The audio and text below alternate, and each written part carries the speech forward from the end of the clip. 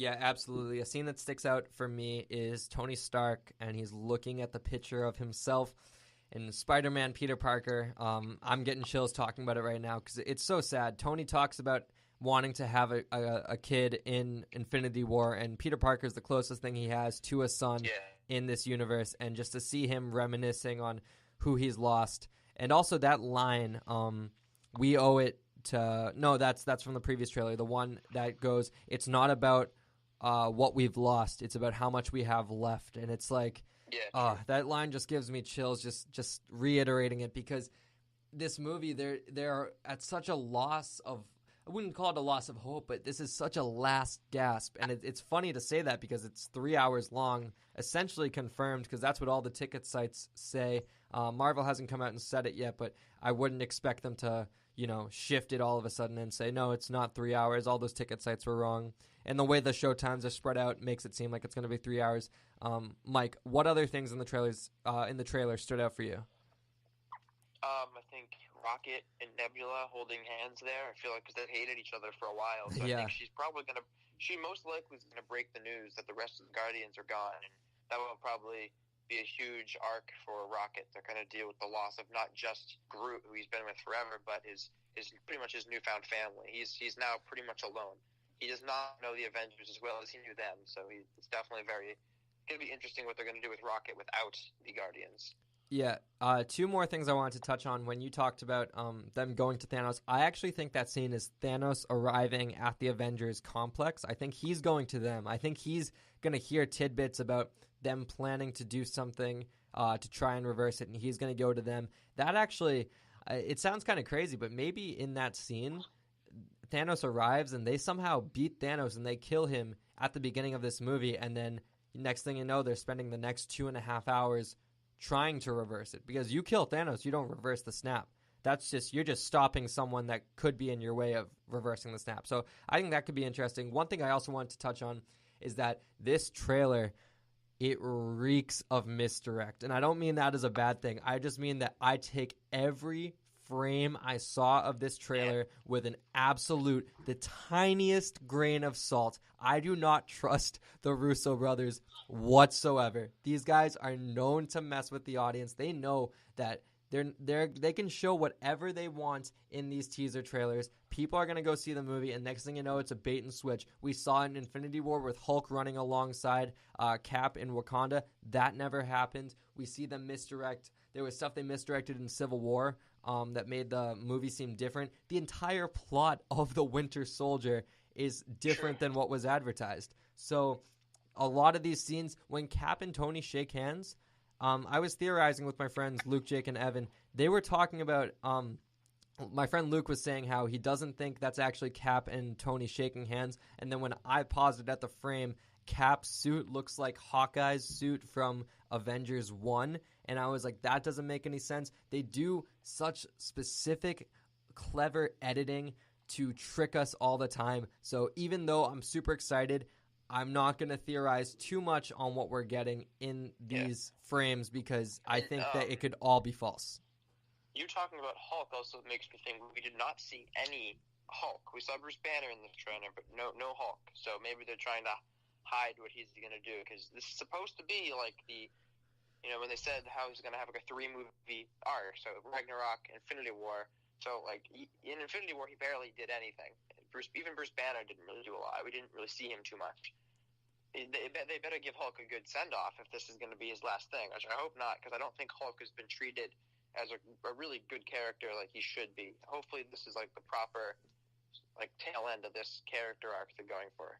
Yeah, I do think we're going to get a good Hulk movie. We have seen some toy leaks teasing Professor Hulk, which is a fusion of Bruce Banner and Hulk, because a lot of people confuse Hulk and Bruce Banner are two different people. Hulk is the muscle, while Bruce Banner is the mind. And Professor Hulk in the comics is Hulk, but with Bruce Banner's mind. So basically the best of both worlds as one being. So they've teased that a lot with toys. I think that's what we're going to get. And, before we move on, Hawkeye in this trailer, he's got the arm sleeve of tattoos. He's got the hair. Yeah. A lot of stuff when I'm did seeing. He have the time to do that? A lot of people are saying on Twitter and oh, Hawkeye's family gets dusted because that's a big theory, and I feel like that's one of the more obvious theories that's going to happen. What do I do now? I got to go to my best tattoo parlor and my best barber, and I don't know. We do get the scene in this trailer of it doesn't show it, but I'm pretty sure the scene when Cap shaves his beard. He's looking in like a bathroom mirror, Yeah. And he's clean shaven. So I think we might get that scene. Maybe that's part of like, him suiting up because I might be reading too much into it, but I think the beard kind of represents like a loss of hope, a loss of care almost. Even though obviously we know Cap cares, but clean shaven might kind of represent, going at this like just like the old days, like, as he says in The Winter Soldier, if you're gonna fight a war, you got to wear a uniform, and I think that isn't just limited to his suit. And speaking of Cap suits, I think we're gonna get 4 different Cap suits in this movie because in this trailer we do see him wearing the tattered, almost black suit that he wore in Infinity War. In previous trailers, we see him wear the stealth shield suit. We also see him wear, in this trailer, we also see him wear the new suit with like the eagle feather pattern. And then in set photos, we see him in his Avengers 1 suit. So this movie, 4 Cap suits, I think that kind of goes to show that this is really going to be Cap's movie. And that gets me so excited. Yeah, because he needs more representation, I think, out of all the Avengers. I think Hulk goes first, but I think Cap has kind of been not really focused on as much because like Civil War wasn't really a Captain America movie. It was kind of just like Avengers 2.5. So yeah, I think that's fair to say. I want to talk about this trailer for hours and hours, but all I can really say to wrap it up is that I am so excited for this movie. The fact that it's going to be 3 hours, the fact that I get to go home and see it with my friends in my favorite theater, like everything. A lot of people will say like, oh, it's just a movie. It's so much more. This is the equivalent of if the first 21 movies was the regular season, this is the playoffs. This is the Super Bowl of Marvel. This is the NBA Finals of Marvel. And even though you might not necessarily be at the premiere to see it, you want to see it opening weekend. That's the best way to see it. If you can still get tickets, go get tickets. Even if you're scattered from your friends and, you're in random spots, even if you're in the first row and kind of have an obstructed view, you want to see this movie opening weekend. I can't stress enough, this is a priority movie. This might be the last time we actually talk about Endgame on this podcast because I don't think we're going to be getting any really new footage. I think we might get maybe 3 or 4 seconds of new stuff in TV spots leading up to it. But I think this is definitely our last like full.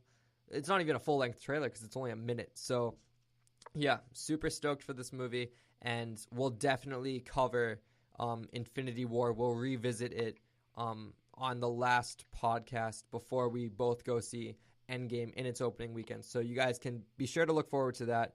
Mike, any final thoughts on Avengers Endgame? All the crazy stuff we got today. All I can say is just I'm excited for the release date. It couldn't come any sooner. Absolutely. We did get a lot of new international posters, but they're kind of all in the same vein. So we'll move on. But Avengers Endgame, April 26th, directed by the Russo brothers, starring everyone in Hollywood, essentially. Be sure to get your tickets if you haven't already. All right, moving on to our next story. A bit of an interesting story that dropped today, and that's that we have our first look at the Joker movie, our first poster. And this comes from Collider.com. Director Todd Phillips has posted the first poster for Joker on his Instagram page. The upcoming drama is a character-driven study of the famous Batman villain that stars Joaquin Phoenix in the title role. Details on the plot are still scarce, but the origin story is supposedly to be akin to films like The King of Comedy and Taxi Driver. All right, Mike, I know you don't have crazy thoughts about this Joker movie. One other thing I want to say is that the film hits theaters on October 4th and also stars Zazie Beetz, Robert De Niro, Mark Maron, Shea Wiggum, Francis Conroy, Bill Camp, and Glenn Flesher. And we will be getting a teaser trailer tomorrow, actually. So, Mike, after I kind of interrupted you before you got to talk, that's my bad. But I want to get your thoughts because you are a Joker fan. And what are your thoughts of this movie? And what do you think of the poster? I think it's a little interesting. I don't think it's a terrible idea. It's so they're kind of doing like the Killing Joke story without the Batman, kind of like the flashback, like the one bad day kind of thing. But it's just like it's very strange. I wonder how they're gonna do the Joker without Batman. It's kind of in the same vein of doing Venom without Spider-Man. They don't really work without each other. Yeah, and so I feel like this has a little bit more. Even though like Tom Hardy is an excellent actor, but I feel like there's just more going for this than Venom had going for it. I think even though the DCEU, even this is not part of the DCEU, but Warner Brothers has had a better superhero movie track record than Sony, I think, recently at least, in some respects. I mean, you get what I mean. I feel like it's going to be interesting. It's got Robert De Niro, Joaquin Phoenix. Those are really two big, giant, famous, talented actors. I don't know. I don't know how this is going to do. It's very strange. Yeah, I really like that comparison you made to Venom for this movie. I think this movie is going to be not very like glamorous and very superhero-esque. Even though a lot of the DC properties, Man of Steel, Batman v Superman, were dark, I think this will be even more different because I think this is going to be basically like an indie movie, in my opinion.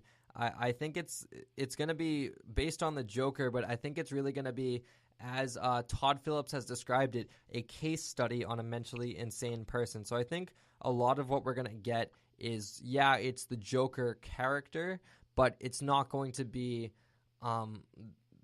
it's going to be a very different interpretation of what we've got before.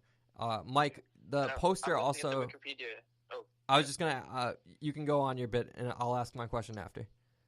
Oh, I was just going to say, Bruce Wayne is in this movie. The character of Bruce Wayne, at least, it says, like, a child. So Batman won't be in this movie, but Bruce Wayne is going to be somewhat a part of it. Yeah, because I remember... Which is interesting. They cast Alec Baldwin as Thomas Wayne originally, and then he dropped out. He backed out. So Thomas Wayne will still be in this movie. So we will get, the Waynes in it in some capacity. Also, I want to enforce this movie is kind of like an Elseworlds story, and if you're not familiar with Elseworlds, in the comics, it's basically stories that have no consequences on the bigger universe. So this movie is a standalone movie. This has nothing to do with Jared Leto's Joker, which we'll actually get into in just a minute because he might be coming back. This movie is very much a standalone, like one-time story, and it's not gonna affect the future of the DCEU. This does not take place in the same universe as Batman, as Aquaman, as all this stuff. Mike, I was gonna ask, this poster, it's an interesting shot, and it also has the tagline put on a happy face. Put on a happy face. As you know, that comes from one of the songs from Bye Bye Birdie, the first musical we did together. What are your thoughts on the tagline and the poster? When you look at the poster, does this sell you enough? Does this make you interested to go see it? Is this the official poster, or is this just a teaser poster? It's a teaser poster, I would say. See, I mean, it's interesting. I think I'll see it because I like the character of the Joker a lot. It's just, I think it's a good, decent poster. Cool tagline, kind of creepy, So I think it's gonna get some people. I think people are gonna see it regardless. I think it's more because the actors and the Joker movie and the poster is gonna bring people. I think it's DC, it's Joker, and big name actors. That's what's gonna bring people to come see this. Yeah, absolutely. A funny tidbit before we wrap up this story is that Joaquin Phoenix was actually attached for years to play Doctor Strange, but he would never commit to a Marvel contract where they want to lock you down for 6 movies, which is usually the 3 solo movies and then 3 Avengers movies, and he would never commit to it, and that's why we did eventually get Benedict Cumberbatch, which I'm actually very glad because I love Benedict Cumberbatch in the role, but just kind of interesting because Joaquin Phoenix, I just imagining him as Doctor Strange, he does seem a little old, to be Doctor Strange in the Marvel Cinematic Universe. Yeah, I think Benedict Cumberbatch he looks just like him. He's the perfect choice. Yeah.